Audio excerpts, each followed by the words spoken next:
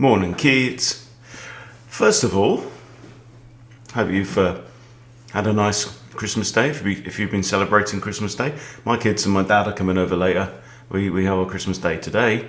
First up, we've got a position which I thought was quite interesting. This is from a Blitz game I played earlier on, and I've only used 20 seconds of my time at this point in time, but it isn't a Charlotte Gambit, so I kind of knew what I was doing. Anyway, so we're looking at this though from White's point of view, and White trades bishops on the d file, and now after I recapture, you need to find the best move for White.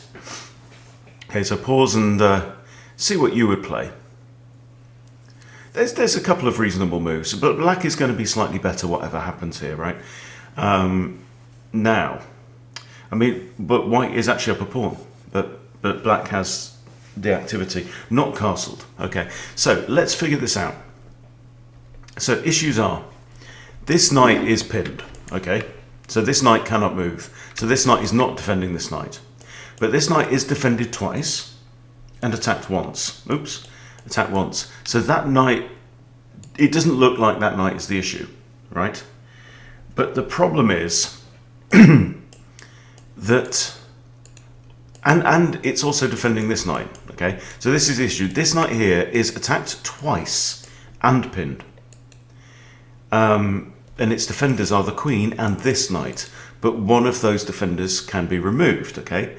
So I'll show you what happened in the game. In the game, White had a brain fart and just pushed c3. Now, and this leads to the following sequence. I found the best response. Bishop takes f3. This is the point. We've removed one of the defenders of this knight. And yes, White can recapture, and what probably will with the bishop, as he did in the game. But that means that now, in fact, technically this knight was defended 3 times, but defender number 2 was the queen, and defender number 3 is the king. So it just doesn't work. So now I win the knight. Okay, so let's just go back. And I went on to win the game. So after this, the best move that really kind of resolves all of those problems for White is bishop d3. Now, it leaves this knight pinned, but it's perfectly well defended. It's defended 3 times, right? It was defended 3 times, well, 4 times before, I guess, right? But now there's no like really clear continuation for Black. So well done if you found bishop d3. And the other interesting one as well is knight d4. Again, black is slightly better here, but White's threatening a pawn fork here. So yeah, well done if you teased apart all those moving parts. And now let's do a game. Let's do a rapid now. My rapid rating is 1515. My blitz rating I think is 1549 right now. So I need to catch up. Oh, we've got a carrow. What am I going to play? I have no idea.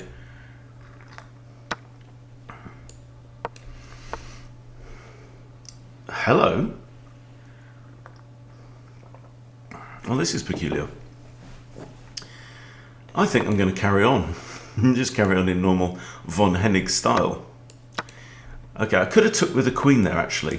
I didn't really think about that. Which threatens checkmate, but then again, you're going to have knight gf6. So I can castle. I could develop my bishop. My bishop has a fairly natural looking square, although f4 is interesting too. I think castles makes sense. My opponent's playing very close to his chest. Vakwa's lover, Mr. Lover from Iran. Mr. Lover.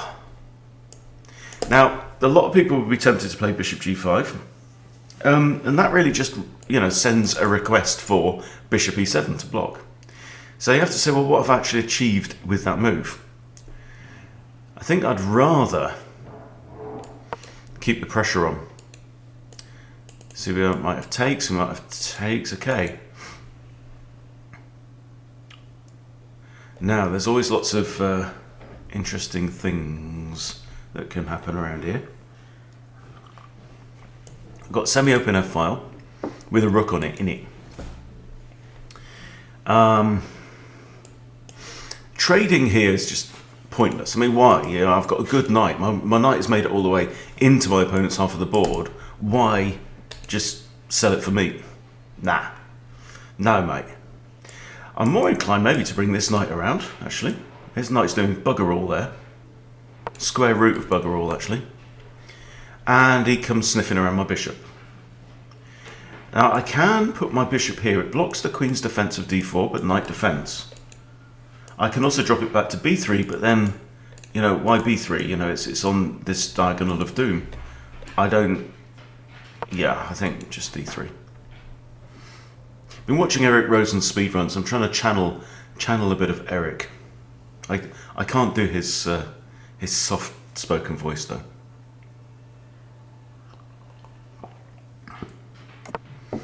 Alrighty, so we're still a pawn down. Okay, now c3 looks really, really natural. I like the fact I've got pressure on the knight with the rook. Is there any point in adding more pressure? Don't think so. I'd love to put my queen like here.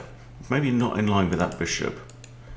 But maybe queen here. Maybe queen e1, queen g3. There, with, you know, ideas of that. Makes sense. But actually, I think I will just play c3. No, that's a slight misthink. I misthinked. I thought it was stopping the knight. It is stopping the bishop, but... Okay, so I've got a pawn connection. Okay. Almost, but there's almost a tactic here, leading to, you know, bishop sack with check, but the queen's well defended. Now if I had a rook on d1, different story, son. Different story. Alright, should I put my queen here? Means the knight has to defend h7? Because, and from there, can my queen get anywhere sexier? Do I really want to be here that much? If I take here, he takes back with the bishop. I play king h1. His bishop's just got better, hasn't it? If I let him take, I take back with the knight. Cool. I think queen d2. c2.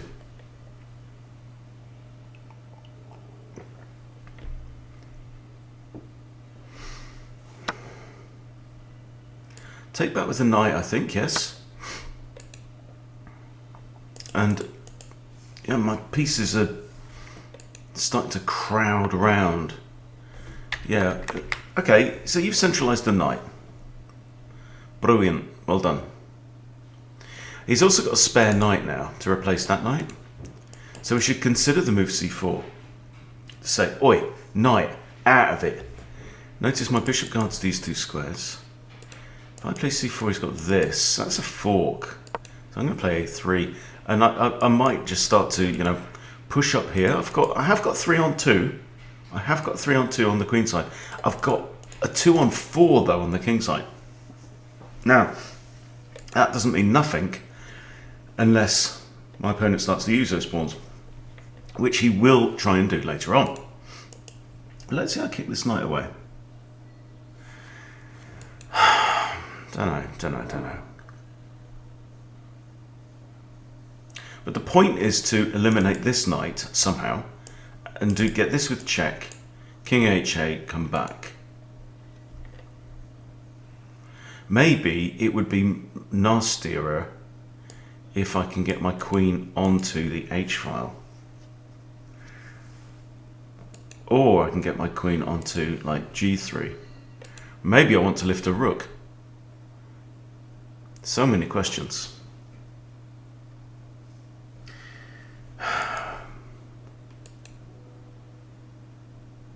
It is an interesting position.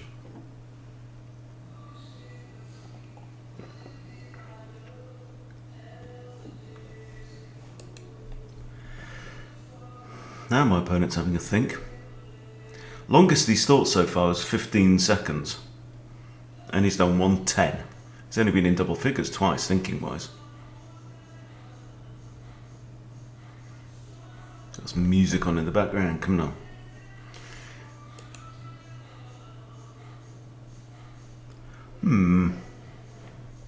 So it's a useful little prophylactic move. Or is it? I mean, the thing is that that square was covered anyway. So maybe that was just a stupid prophylactic move. We might see this. No, we're not going to see that. Okay. The light squared bishop enters the game. Player 2 has entered the game. Okay, I'm going to consider this. He can't go there, he can't go there, he gets took. Can't go there, he gets took. He can skedaddle. Now I do then kind of undefend the pawn from its neighbouring pawn. What I really want to do is eliminate that horse. What about the bishop? Could I just... It's got to be time, hasn't it? Got to be time to bring out the bish. So what I'm threatening now is takes, bishop takes, oof. Yeah? Now, I can take this bishop, but I don't want to. Don't think I want to.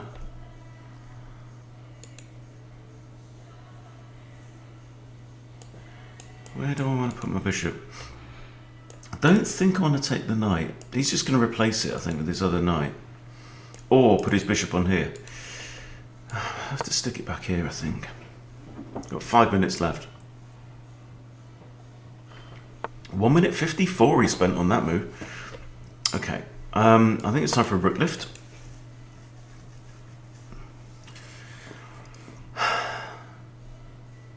Feels like I've got some pressure going on now, but I haven't quite got enough firepower lined up against black, against Varqua's lover, for like a decisive attack. But even just rook g3 now, and I do threaten this. Hitting the hook pawn, which is defended only by this, which is pinned, it has to be said. I like the activity that I've got here.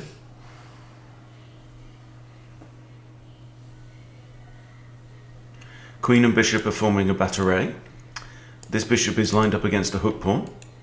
So you know, sometimes it feels like, oh, and then you retreat. Sometimes that might feel like, oh, I've given up ground, but actually no. Aha.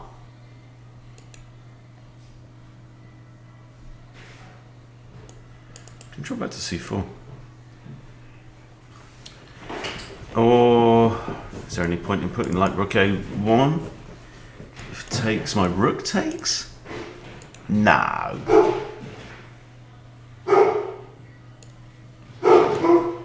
Sorry, dogs are excited. They want to go out for a walk today as well. Okay, it's pinned my knight. Whatever. I might just step out of the pin actually. Let's have another look at all this junk down here. Let's say I do this, right, and he decides to take and take. Then he can hit my knight, which is now pinned to the queen.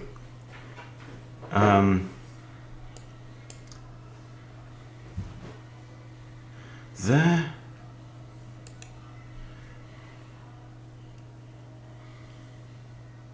If I move my king, takes, he still does that, right? So do I need to get my... Is the key thing actually to get my queen out of this eventual pin, rather than getting my king out of this one? Hang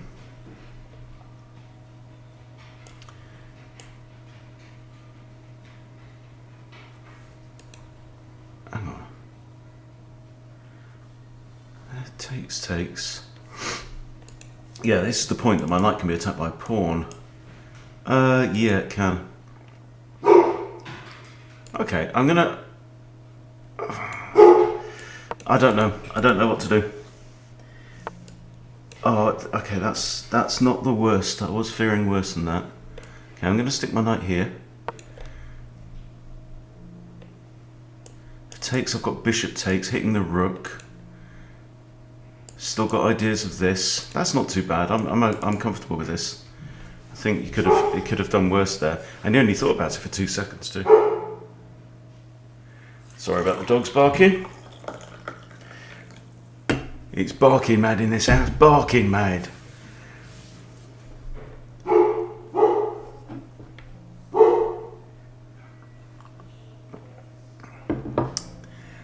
Bernard's on 5 minutes. Because he started thinking about his moves. always a mistake. Rook g3 simply threatens this, and that's not decisive. If the pawn's pinned and can't take it, the pawn can push, but that would then win the rook. There's nothing the king can do. I mean, he's got maybe this, has he? Here, knight here. Now, so sometimes if you've got a bishop on it, no, it's not in its home square, is it? It's this bishop can sometimes take out the knights in the corners, yes. If they come to these squares. And you find that in the Danish and the Goering Gambit sometimes. Now he's on 430. He's really going deep, isn't he? I'm actually threatening this pawn. He's not threatening to push with a pawn fork because I've got two eyes. Two eyes, as often as I can spare them. And I've not really done anything as such here. But I feel like, yeah, you know, giving up a pawn, in return for the pawn I got quick development, and I think I'm enjoying that development. I think that's what's going on right now. Simple as, you know, my pieces are in active positions. I haven't left massive holes. Okay, I'm going to play this quite quickly. He can push, he's got two defenders on that square, but I can simply take the pawn. Okay. Yeah, well, it kind of... I mean, that was a threat, but now I also have this threat, and I'm hitting the rook.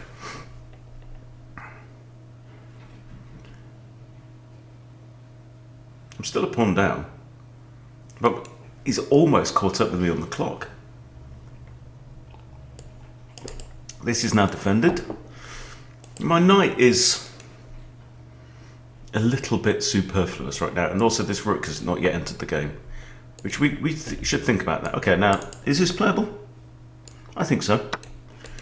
I'm threatening bishop takes, and then move with discovered check. That could be severely unpleasant.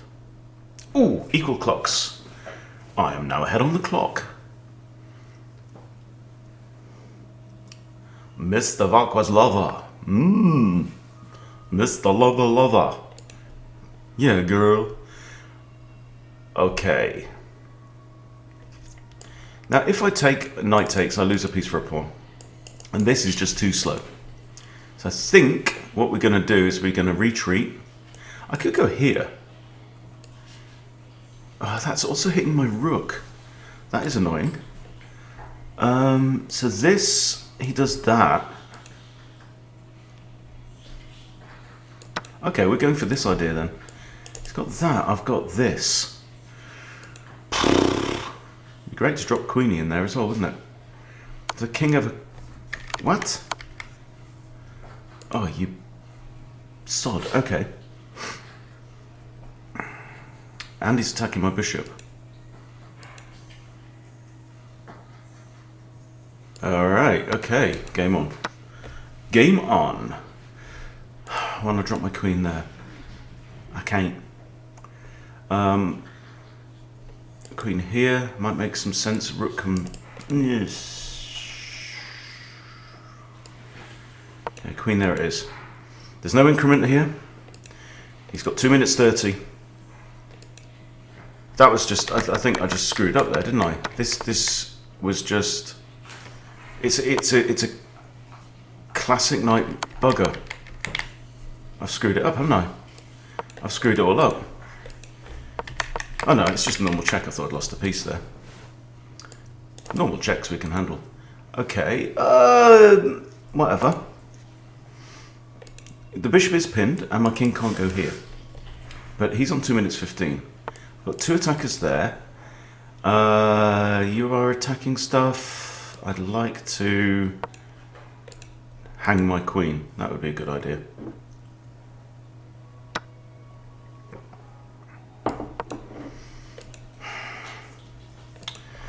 Ugh. Knobhead.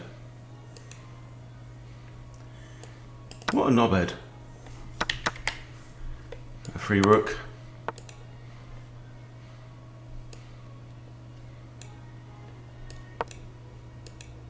1 minute 24 too. Okay. Oh no, he did well then. He did well. Let's do another 10. Another 10-minute. I was doing all right then.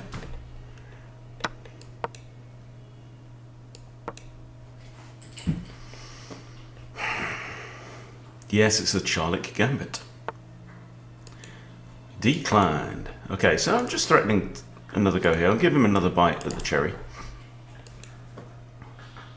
Are you going to play that? This? That was just a tactical... complete failure in calculation. Failure to calculate. Attacks, defends. Okay, and I am not a pawn down. I've got a lovely centralised knight. And I'm going to try this. Might get, 2 central pawns. Okay, now what's going on? Okay, if I take... we've got queen takes. I don't want to be recapturing with my pawn here, do I? So I think it's a case now of moving the knight. The question is, where do I put my king? I'm feeling like my knight could do alright there, although my opponent's got some dark squared control. Maybe just wee all the way home to c6. Just develop. I've got some control over the centre. Okay. Yep, this bishop might find its way... might fianchetto.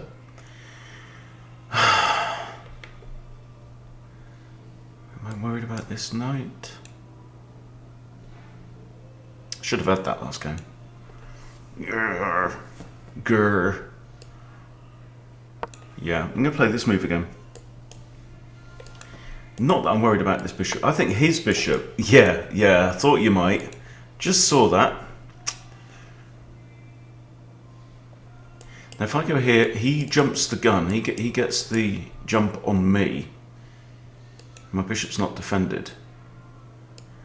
So thinking, I'm just going to do this. Probably queenside castles, rook g8, kingside attack. Notice my opponent does not control this square at all, which is nice. That's an odd move. It's attackable too. There's no light squared bishops. They are all off the board.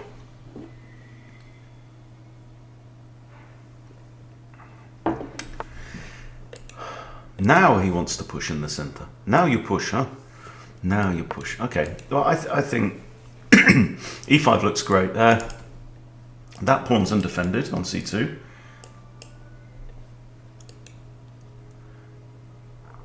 My dark squared bishop is looking for a home, and I think g5 looks very pleasant indeed. So he probably wants to just come here.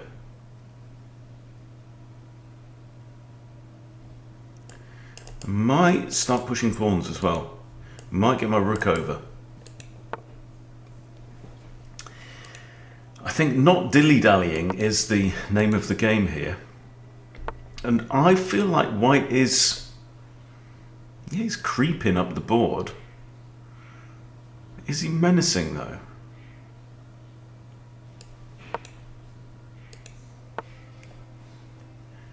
Knight just comes back here, yeah? I might even do this. Could I just break here and just spoil his fun? There? Takes and take with the queen, I can take with the knight. There, starts pushing.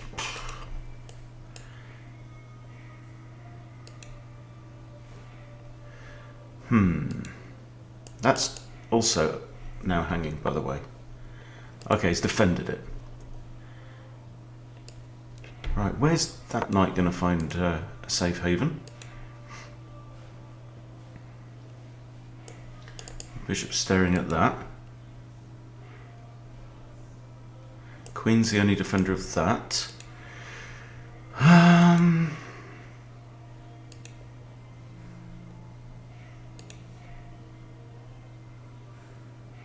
I mean, he's... Oh. Ah, well. Do we do this? It's a very important question. Do I just keep pushing? I'm going to just push again. Okay, he's trying to counter. There, what's he threatening? Takes a take.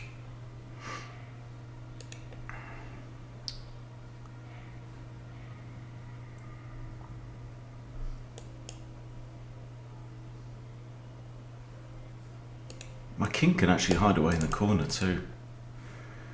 So I'm going for this central break.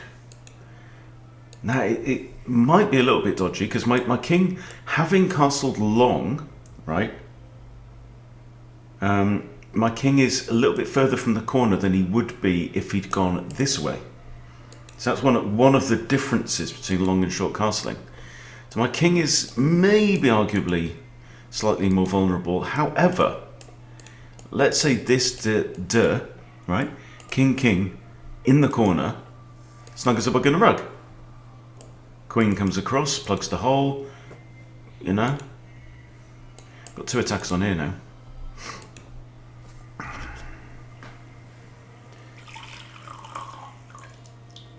So I'm starting a new diet regime as well on New Year. I'll tell you about this thing during the week. Okay, I'm not afraid of this. Not afraid at all. Takes. No, you can't because the queen defends it. This bishop hangs. So yeah, so my main job, this isn't what I do. You know, don't earn money from the chess lark. My main thing is diet coaching, diet lifestyle, and specifically in the area of the carnivore / paleo keto kind of space, that I run something called the Big Fat Challenge with my dear friend Phil, who healed himself from crippling arthritis 10 years ago using food. So yeah, I don't really talk about this much, but considering the time of year, you may want to go over to thebigfatchallenge.com, watch the video on the homepage, read the homepage, because yeah, what we tell people goes against everything that everyone absolutely knows, right? We all know meat's bad for you, right? But why? Right? Fat clogs your arteries. Not true. Everyone knows it, but it ain't true. I've just hung that pawn, by the way. Might want to stick my king here. Yeah. If he allows me to. Okay. Right, I feel like I need to defend. So I'm going to defend that way. I'm really quite safe on the light squares, considering he hasn't got a light squared bishop, you see. Not defended. Defended only by the queen. He's got this or this with check. My queen is undefended, but my queen fortunately can capture on either of those squares. So I may want to get my queen off out of this line of sight. Okay, now, do we trade off queens? Important question. He's attacking my rook as well. I think the only safe way out of this is... Now, I can't go here. Got to be a bit careful. Could go here, in line with the king. And I know that is very safe from a knight. Yeah, so all of this stuff that everybody knows. Whole grains are heart healthy, right? Dietary fiber is important and good for you. All these things are myths.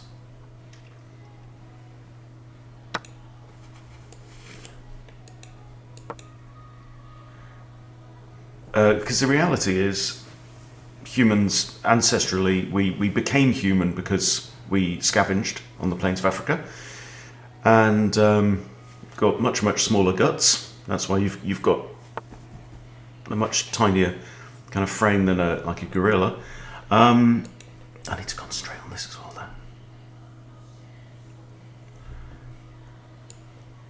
I think I attack. Ooh, got to be a bit careful on those dark squares, though.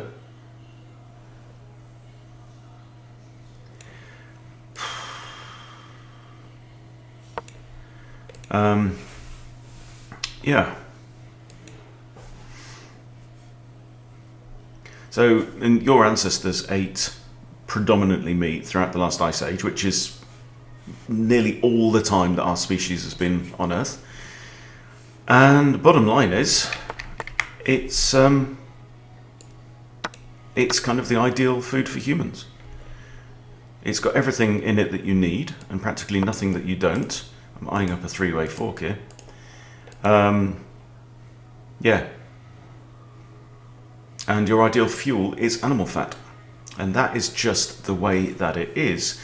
And of course it goes against everything that your doctor thinks, because your doctor has no training in nutrition whatsoever, no training in preventative medicine whatsoever. And people who switch to eating meat, can't go there, reverse all kinds of illnesses and simply thrive. Right, am I threatening that? He takes me, I take him for free. 3 minutes 30.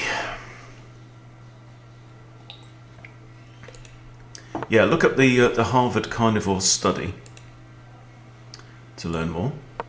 You can see the basically it's like a self-reported study of people who've been on mostly carnivore or entirely carnivore diets for at least 6 months, and the results are unequivocal.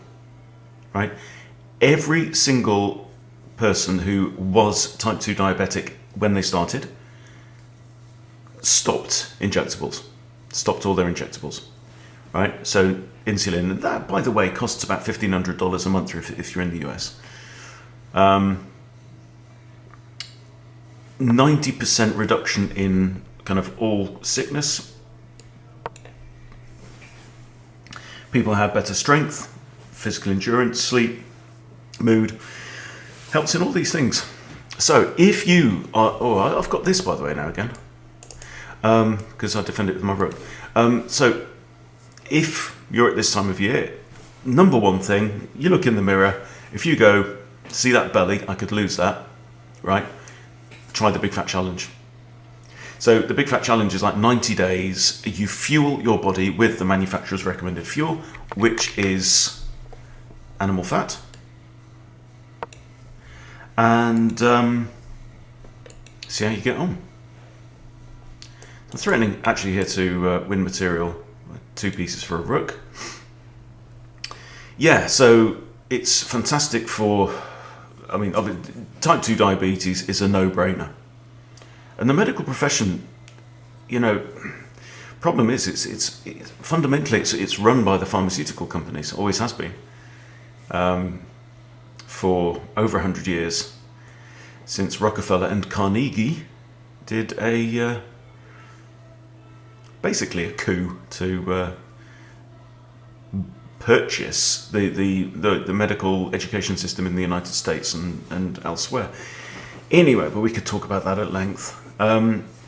Yeah, so I mean, I've got a friend who's a nurse who works on a diabetes ward, and she thinks that we've had so many conversations. She actually thinks that obesity is a cause of diabetes. It isn't at all. You can actually be obese and perfectly healthy, and metabolically healthy, as in the mitochondria in your cells are working actually really well.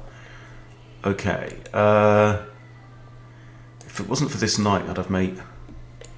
So I'm going to go for this. He's down to a minute now, this guy. Ooh, bugger. Rook takes.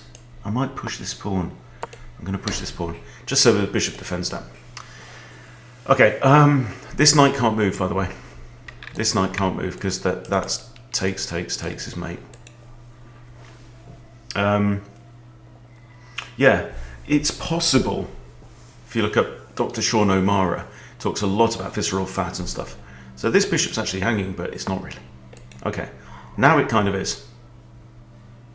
So I'm going to move it there. Yeah, I mean, you can be fat on the outside and healthy, but you can also be skinny fat, so actually thin on the outside, but metabolically in a very bad way as well, with visceral fat, which is very, that's the dangerous one. Takes doesn't work. Let's go back here. He's only got 20 seconds anyway, so I've not really got anything to worry about as long as I don't shit the bed.